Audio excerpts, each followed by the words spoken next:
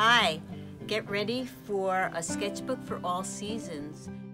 Recently, when I was out doing some cross-country skiing in the woods, and on the ground I noticed this dried seed pod, and I'm familiar with this. It's a tulip tree seed pod, and I love these trees, and I was excited to find them right near where I live.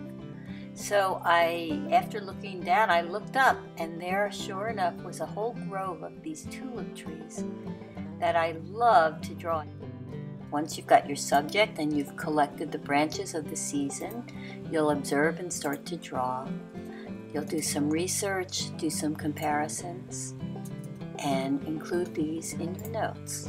Most of all, enjoy the process. Now, get started in the winter and stay warm.